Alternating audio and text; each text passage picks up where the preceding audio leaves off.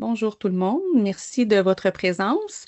Bienvenue à la rencontre pour la rencontre publique d'information pour le projet Hop la Chine pour le nouvel hôpital à la Chine.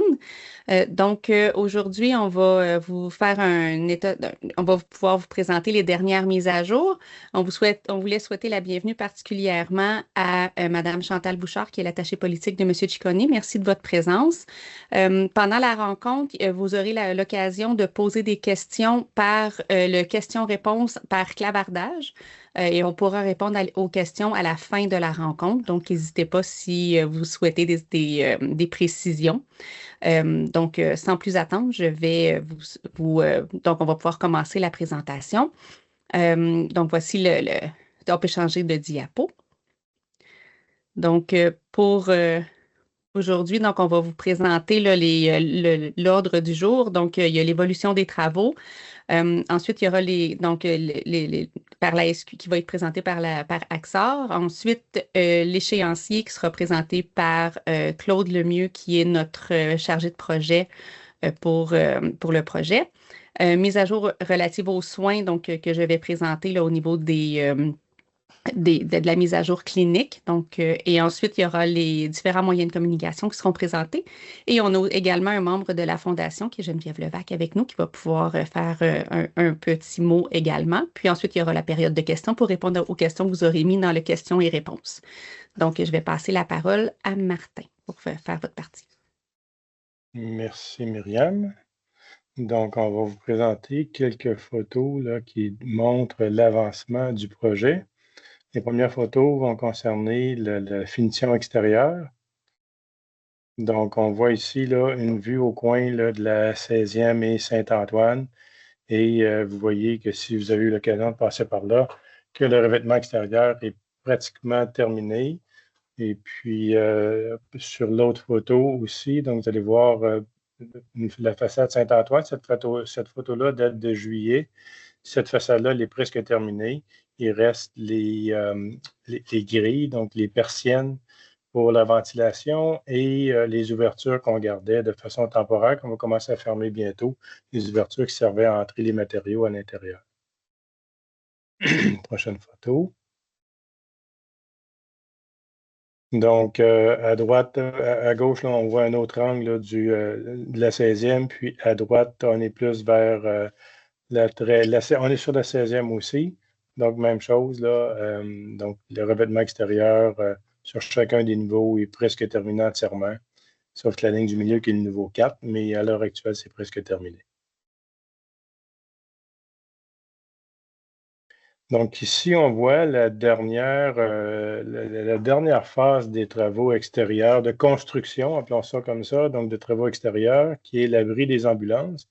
Complètement à gauche, ce sont donc, lorsqu'ils ont installé les colonnes pour soutenir la structure d'acier de l'abri des ambulances. Et la photo du milieu montre là, le platelage métallique qui est le toit du garage de l'abri des ambulances, pardon. Et à la photo à droite, c'est donc le béton qui a été coulé par-dessus le toit, la structure métallique. Et puis, par-dessus ça, il y aura une membrane d'étanchéité qui constituera la toiture.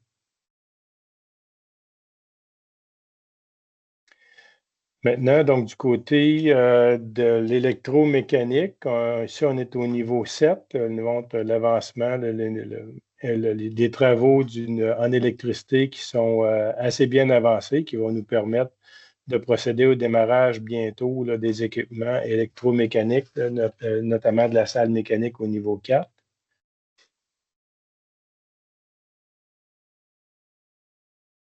Prochaine photo. Donc, c'est notre salle mécanique au niveau 4, c'est notre cœur, c'est le cœur du projet.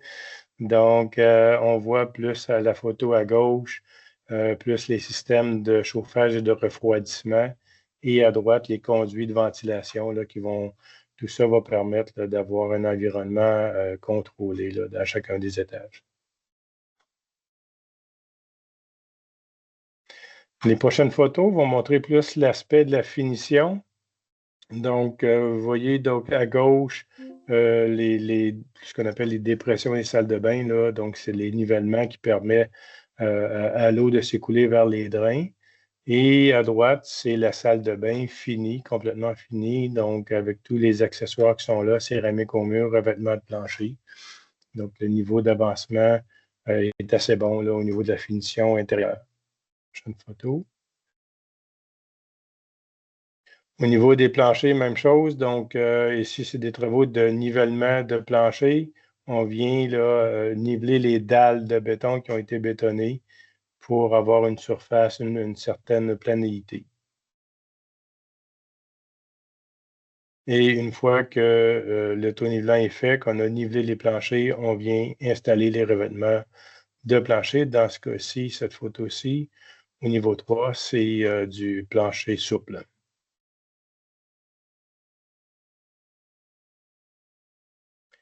Là, ici, on se retrouve au rez-de-chaussée, donc l'installation des protections murales.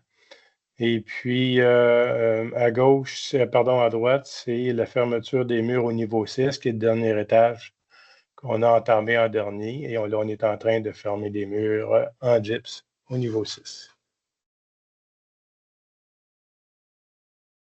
Donc, même chose, là, ça c'est un des premiers au niveau 6, donc qui est divisé par secteur, comme les autres niveaux. Et ça, c'est un des secteurs qui est plus avancé, où est-ce qu'on est en train de faire la finition, notamment la fermeture des plafonds.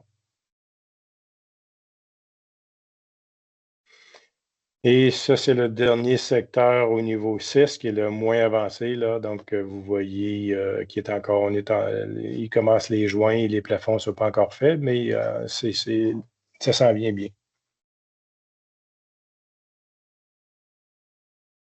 Et niveau 1, niveau 2, donc évolution des travaux des revêtements de plancher. Donc, à gauche, c'est au niveau 1, la céramique qui s'est installée, c'est complété ce secteur-là. Et le niveau 2, il est presque entièrement complété pour les niveaux pour les revêtements de plancher. Et ça ici, c'était des revêtements de plancher de sol souple.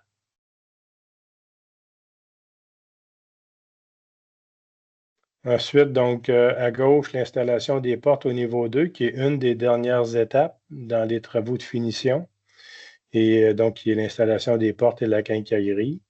Et à droite, c'est la finalisation des blocs de maçonnerie devant les ascenseurs. Donc, une fois que les ascenseurs sont installés à l'intérieur, que les cadres sont installés, une des dernières étapes, c'est les murs d'un bloc de maçonnerie par-dessus lesquels va venir la finition après, suite à ça.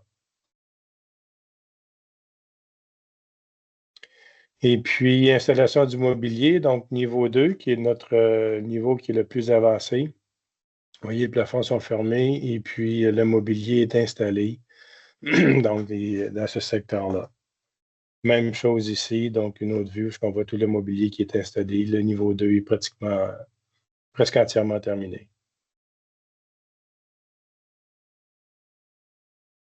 Alors voilà, je laisse la parole à Claude, je crois. Oui, merci beaucoup, Martin. Donc, en parallèle à cet avancement de l'échéancier, qu'on voit qu'il avance bien de chantier, donc en parallèle, on peut changer de diapo déjà. Il y a plusieurs équipes là, qui ont été mobilisées durant les dernières années là, pour commencer en parallèle la préparation opérationnelle, la préparation clinique. Myriam va nous parler un petit peu plus tard. Puis l'approvisionnement des équipements aussi, donc tous les équipements, qui soient des équipements structurants qui doivent être installés en cours de chantier ou des équipements qu'on va déployer par la suite. Mais tous les contrats d'approvisionnement sont en cours présentement, donc ça avance bien aussi. Donc, par exemple, en chantier, il y a déjà eu des livraisons et le début des installations de certains équipements, comme des murs modulaires, par exemple, dans les chambres patients ou des rails lève-patients. Donc, c'est toujours prévu là, qu'en 2026, l'agrandissement soit remis là, à la RAR, là, où c'est indiqué RAR, qui est la réception avec réserve. Donc, ce soit remis au CUSM pour ce qu'on appelle la phase de transition qui se trouve entre la réception avec réserve et le jour 1 qu'on voit un peu plus tard, où est-ce que ça va être l'ouverture. Donc, il y a une période d'environ 4 mois là, pour préparer le site pour être capable là, de recevoir les premiers patients et d'offrir des soins. Donc, il y a 3 groupes principaux de travail là, qui sont mobilisés là, depuis quelques mois déjà pour la mise en service des équipements, l'activation des espaces et le transfert des patients et déménagement. On pourrait passer à la prochaine diapo. Je vais rentrer dans plus de détails un petit peu sur cette phase-là. Donc, tout ce qu'on voit en orange pâle et vert pâle, en fait, c'est les activités qui visent à garantir la sécurité des patients. Donc, on veut veiller au bon fonctionnement des équipements et des espaces et s'assurer aussi que les procédures ou que l'arrivée des premiers patients là, soit sécuritaire pour offrir des soins. Donc, toute la mise en service des équipements, là, s'assurer que les équipements qui sont déployés sont fonctionnels. L'activation clinique, s'assurer que tous les espaces sont propres à l'usage pour donner des soins, donc avec un œil clinique. Les autres points qui sont en vert visent beaucoup à former, à intégrer le personnel dans les nouveaux espaces, donc permettre à chacun là, de se familiariser, de s'orienter sur le nouveau site. On va offrir des formations sur les nouveaux équipements et les nouveaux procédures et protocoles qui auront été développés. Puis on va organiser des simulations là, sur site pour des trajectoires, par exemple, ou des protocoles et des processus spécifiques là, qui ont déjà été identifiés. Tout ce qui est pour finalement accueillir les patients, là, puis donner vie à ces espaces-là, en fait. Donc, tout ce qui est en lilas vise à faire tout le montage, en dernier lieu, des fournitures, que ce soit médicales ou à usage courante, dans les différents chariots, tout ça disposé dans les espaces. Pour ensuite déménager les équipements et les fournitures du site existant qu'on va récupérer pour transférer dans l'agrandissement. Puis en dernier lieu, le transfert des patients, des unités de soins et de l'urgence qui vont se trouver dans l'hôpital existant le jour de l'ouverture. Donc, on est à préciser encore là, toutes les démarches exactement pour l'ouverture le jour 1, mais c'est déjà en branle dans les groupes de travail. Donc, je passerai la parole à Myriam pour la portion clinique. Merci beaucoup, Claude. Donc, au niveau de la préparation clinique, il y a plusieurs éléments là, qui sont mis en place pour, on peut changer de diapo, pour la préparation, pour permettre la préparation opérationnelle. Au niveau de la préparation, de l'opérationnalisation des activités cliniques, on a besoin, là, il y a beaucoup de travaux qui sont faits là, pour permettre à toutes les équipes impliquées là, de se préparer à utiliser ces nouveaux espaces-là. Donc, pour ce faire, là, il y a une révision des différentes offres de services qui est fait, étant donné qu'on va pouvoir avoir plus d'espace et augmenter modifier un petit peu là, les services qui sont offerts pour bien répondre aux besoins de la population et s'arrimer aussi là, avec les besoins du CUSM. Donc, on fait une révision là, de ces niveaux-là. Les types, donc, en ce sens, c'est le type de services qui sont offerts, comment on les offre aussi, puis comment organiser les soins. Parce que dans les nouveaux espaces, tout est beaucoup plus vaste que ce à quoi on est habitué, dans l'existant. Donc, il faut bien planifier là, pour voir comment les équipes vont pouvoir travailler pour que ce soit agréable pour les équipes, pratique et efficace aussi là, pour tous. Puis en collaboration avec l'équipe de projet, on prépare l'ouverture aussi. Donc, c'est de compléter la phase de transition dont Claude vient d'élaborer au sujet. Au niveau du déménagement, on va avoir ça va causer beaucoup de changements, donc c'est normal, on arrive dans des nouveaux locaux, il faut se préparer à tout ça, donc ça nous permet d'assurer la gestion du changement aussi dans la préparation clinique.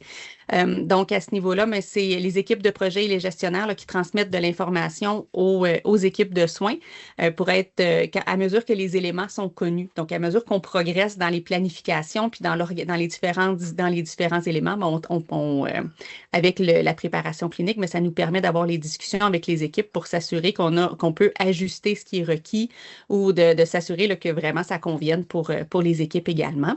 La clarification des rôles et responsabilités, c'est de s'assurer là, qu'à travers tous les différents comités de préparation clinique et de transition, on s'assure que tout le monde a un rôle qui est bien connu, bien défini pour s'assurer qu'on est efficace et qu'il n'y a pas de perte de temps puis qu'on est capable de vraiment rencontrer et accomplir tous les éléments qui sont à faire pour être capable de commencer à utiliser nos nouveaux locaux. Puis, le dernier point de la préparation clinique est de faire la planification de la formation et l'orientation. Même si la majorité des employés qui vont arriver dans les nouveaux locaux sont des employés qui sont déjà expérimentés, mais c'est quand même l'arrivée dans des nouveaux locaux. Donc, il y a certains équipements qui changent. Il y a la connaissance des lieux n'est plus. Donc, il y a des besoins de formation et d'orientation pour s'assurer que tous puissent bien travailler. Donc, c'est à ce niveau-là là, il y a une préparation qui est requise. Donc, au niveau on va pouvoir changer de diapo. Au niveau des offres de services, donc il y en a 2 en particulier qui sont révisées. À mesure là, que ça va être, ils sont en discussion actuellement, donc il n'y a aucun élément là, clinique qui est mentionné aujourd'hui. Par contre, à mesure que ça va être décidé puis que ça va avoir été divulgué, on va se faire un plaisir de le partager également là, avec la communauté. Donc, au niveau des soins palliatifs, étant donné qu'on passe de 5 à 10 lits d'hospitalisation, et on va avoir aussi une clinique externe avec des locaux dédiés sur l'unité, mais c'est sûr qu'il y a une révision de ce qui est fait, de comment on peut le faire aussi, puis de quel type de service on peut offrir. Donc, il y a une révision à ce niveau-là qui est fait en collaboration avec l'équipe médicale, avec l'équipe clinique, avec la direction du CUSM. Donc, c'est vraiment un grand travail qui est fait là, pour revoir cette offre de service-là. On peut changer de diapo. Au niveau de la médecine de jour aussi, il va y avoir également là, une augmentation de la capacité en médecine de jour. Donc, c'est de réviser là, la planification et l'offre de services qui va être offerte. Donc, c'est de voir quelle trajectoire de patients, quels patients vont pouvoir être vus en médecine de jour, quel type de suivi vont être faits. Donc, c'est tous ces éléments-là qui sont révisés. Puis, encore une fois, là, c'est discuter avec les différents partenaires, puis on s'assure d'aller vraiment selon les meilleures pratiques pour que ce soit au mieux là, dans ce qui va être offert pour la médecine de jour. On peut changer de diapo. Donc, il y a plusieurs visites de chantier qui sont faites. Ici, c'est une visite qu'on avait faite pour la chambre modèle. Par contre, les visites de chantier se sont poursuivies et dans les dernières semaines, il y a des gestionnaires qui ont commencé à pouvoir aller visiter leur secteur dans lequel ils vont déménager avec certains membres de leurs équipes pour aller vraiment avoir des discussions cliniques puis sur les opérations puis la planification de comment ça va se passer. Donc, ça permet, là, ces éléments-là, ça permet vraiment là, aux équipes de commencer à se familiariser aussi avec les nouveaux lieux puis de pouvoir être consulté aussi sur les différents éléments là, qui sont planifiés pour les nouveaux locaux. On peut changer de diapo. En parallèle, il y a aussi la planification des embauches qui est une grande collaboration là, avec l'équipe de projet, avec les finances et évidemment avec les ressources humaines. Donc, il y a un effort là, qui a été fait là, pour voir quels besoins de postes on va avoir, quels seront les besoins de postes et de voir dans quel ordre les gens vont devoir arriver et environ combien de temps avant l'ouverture pour s'assurer de tout coordonner l'ensemble. Donc, on peut changer de diapo. Donc, il va y avoir là, au courant donc, ça nous a permis là, de vraiment planifier tous les besoins de main-d'œuvre et de voir là, comment on va s'organiser pour embaucher toutes ces personnes-là. Donc, le processus là, va évidemment se dérouler pendant l'hiver 25-26 et se poursuivre au printemps 26. Donc, les différents éléments là, seront. Ça va suivre son cours, évidemment, puis ça va se faire pendant l'hiver et au printemps. Donc, ça conclut la préparation opérationnelle, les nouvelles cliniques de mon côté. Je vais laisser la parole à Mme Levac pour la Fondation. Bonsoir à tous, je m'appelle Geneviève Levac et je représente la Fondation de l'Hôpital La Chine, dont j'ai la chance d'être membre du conseil d'administration à titre de bénévole depuis plusieurs années. Et surtout fière résidente de La Chine.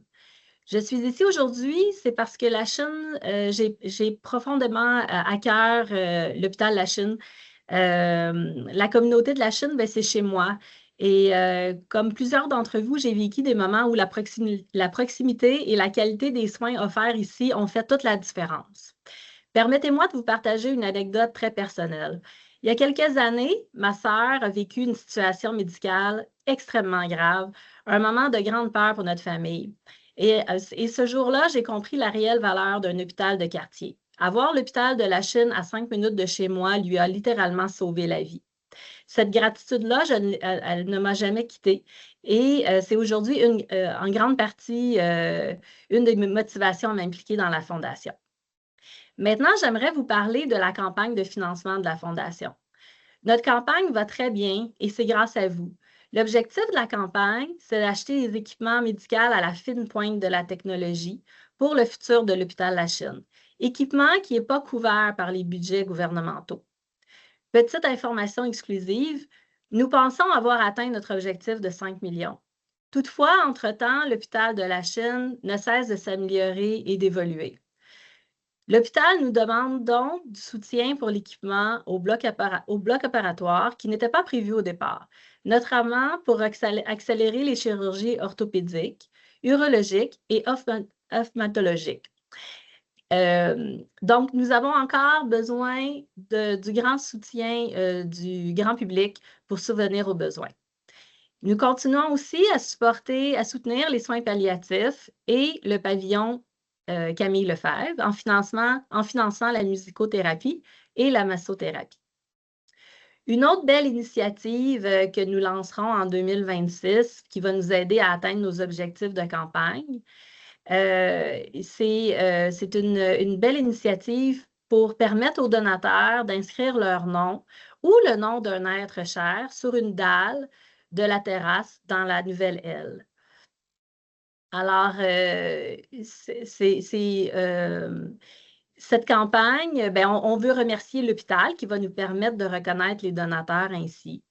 Et les dalles pourront être engravées en reconnaissance d'un don de 5 000 10 000 ou 25 000 Le don pourra être réparti sur une période maximale de 5 ans. Nous communiquerons plus de détails sous peu, mais entre-temps, si vous avez des questions ou si vous voulez faire un don, nous vous invitons à communiquer à l'adresse contact de notre site Internet www.fondationhôpitallachine.ca. Merci à tous les donateurs. Chaque personne qui contribue, peu importe le montant, a un impact immense. Je suis moi-même donatrice mensuelle et je vous invite à vous joindre à moi. C'est facile de le faire en ligne, que ce soit 5 $ par mois, 10 $, tout montant est extrêmement apprécié. Et encore une fois, c'est sur notre site Internet www.fondationhôpitallachine.ca. Conclusion, notre hôpital, c'est notre responsabilité commune. Aujourd'hui, nous avons l'occasion de donner en retour, de bâtir l'avenir de l'hôpital de la Chine ensemble. Merci du fond du cœur pour votre générosité.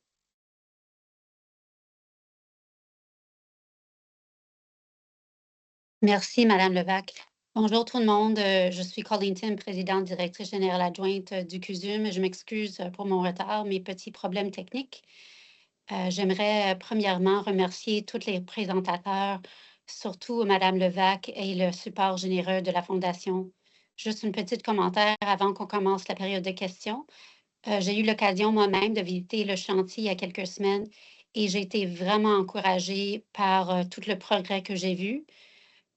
Vous voyez que oui, on crée un espace moderne, mais aussi un environnement qui favorise le guérisson, baigné de lumière avec beaucoup d'espace. Alors, comme j'ai dit, j'ai été vraiment, vraiment encouragée par ce que j'ai vu. Alors, n'oubliez pas, vous pouvez poser vos questions dans le question-réponse.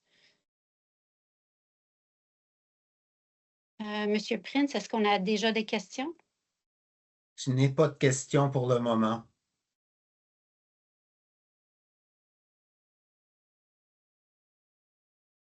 On va peut-être donner les gens quelques minutes. Oui.